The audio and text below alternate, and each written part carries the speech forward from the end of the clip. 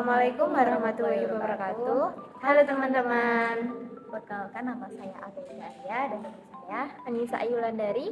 Jadi di sini kita bakal ngejelasin nih gimana tutorial uji dependent sample test atau parent sample test menggunakan SPSS 22. Nah, penasaran kan? Penjelasan ada di video selanjutnya. Nah, sebelumnya kita akan bahas terlebih dahulu apa sih pair sample t-test ini? Pair sample t-test ini merupakan salah satu metode uji parametrik yang menggunakan dua data berpasangan. Digunakan untuk mengetahui apakah terdapat perbedaan rata-rata dua sampel yang berpasangan tersebut. Nah, dua sampel yang dimaksud ini adalah sampel yang sama, namun mempunyai dua data yang berbeda. Selanjutnya, syarat uji pair t-test. Yang pertama, harus berdistribusi normal. Sebelum kita melakukan uji pair sample t-test ini, kita harus melakukan uji normalitas data. Yang kedua, jenis data yang digunakan itu harus interval atau rasio. Yang ketiga, terdapat dua data yang dependen. Misalnya, perbedaan nilai tes sebelum dan sesudah pelatihan, sehingga menggunakan data dua kelompok yang sama. Nah, di sini terdapat data untuk uji two sample dependent, yang dimana ini merupakan data hasil belajar sebelum dan sesudah program pelatihan keterampilan akuntansi. Nah, dalam satu kelas ini kita mempunyai 30 responden yang telah melakukan tes sebelum dan sesudah diterapkannya program pelatihan tersebut. Nah, di sini kita ingin mengetahui apakah terdapat perbedaan hasil sebelum dan sesudah dilakukannya program pelatihan mahasiswa pendidikan akuntansi. Seperti penjelasan di awal tadi, kita di sini akan melakukan terlebih dahulu uji normalitas data. Nah, kita salin terlebih dahulu hasil sebelum dan sesudah pelatihan tersebut ke dalam aplikasi SPSS 22. Kemudian buka aplikasi SPSS 22 dan masukkan data hasil pretest dan posttestnya. Kemudian klik variabel view. Nah, untuk namanya, untuk variabel 1 kita ganti dengan pretest. Dan untuk variabel kedua kita ganti dengan posttest.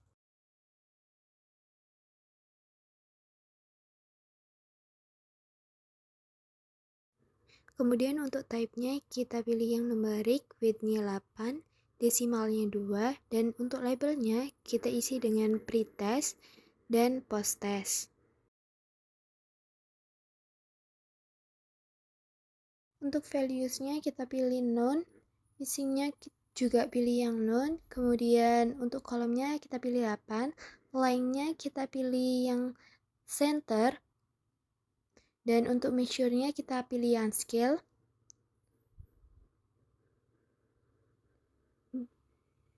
Dan yang terakhir, role-nya input. Kemudian kita klik pada data view untuk melihat format yang sudah kita rubah tadi. Nah, bisa kita lihat untuk nama variabelnya sudah berganti menjadi pretest dan posttest. Untuk selanjutnya kita akan menguji normalitas data. Klik analyze, kemudian klik descriptive statistik, kemudian pilih yang explore.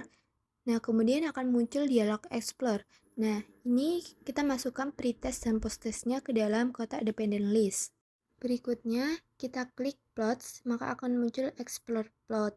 Pada box plot, pilih faktor level together, lalu pada bagian deskriptif centang steep and leaf dan histogram, dan centang normality plots with test. Klik continue dan klik OK, kemudian akan muncul hasil dari test of normality-nya. Nah, berikut ini merupakan hasil uji normalitas dari hasil pretest dan posttest setelah dilakukannya program pelatihan keterampilan akuntansi mahasiswa program pendidikan akuntansi. Berikut ini merupakan hasil dari test of normality-nya. Nah, berdasarkan tabel tersebut, pada bagian Shapiro Wills-nya, nilai pretest-nya yaitu 0,022 dan posttest-nya 0,000. Apabila nilainya lebih kecil dari 0,05, maka dapat disimpulkan bahwa data tersebut berdistribusi normal, yang artinya berdasarkan untuk dependent sample test-nya itu terpenuhi. Nah, selanjutnya akan dilakukannya langkah-langkah uji dependent sample test.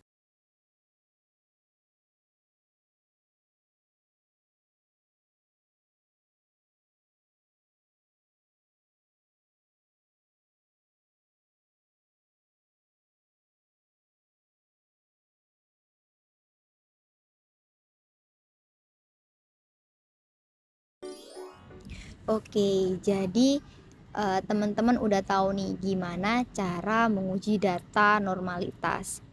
Kalau datanya udah normal, step yang selanjutnya yaitu kita menguji dependent sample test atau paired sample t-test. Oke, pilih analyze, kita pilih compare means, lalu kita klik paired sample t-test.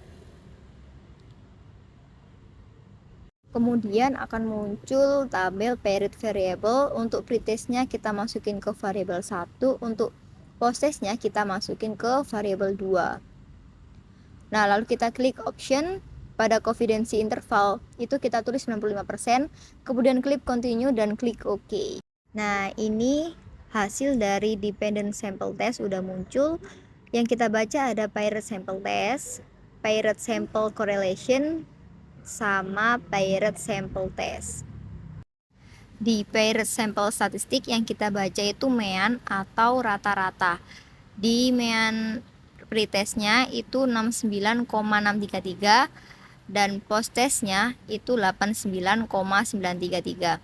Nah, jika nilai mean atau rata-rata posttest lebih besar dari nilai pretest, maka dapat diartikan bahwa secara deskriptif terdapat perbedaan rata-rata hasil belajar antara pretest dengan hasil posttest. Di paired sample correlation di situ kan negatif 0,215. Nah, jadi dapat disimpulkan hubungan negatif dengan tingkat hubungan rendah karena nilai koefisiensinya 0 sampai minus 1. Jadi korelasinya itu negatif. Nah, kalau 0,2 kurang dari sama dengan 0,4 itu tingkat hubungannya rendah. Untuk yang terakhir di paired sample test dibaca itu yang seek to tail berdasarkan hasil ini itu kan kurang dari 0,05. Jadi HO ditolak dan HA diterima, sehingga dapat disimpulkan bahwa terdapat perbedaan rata-rata antara hasil belajar pretest dan posttest. Terdapat pengaruh program pelatihan keterampilan akuntansi dalam meningkatkan hasil belajar akuntansi pada mahasiswa pendidikan akuntansi.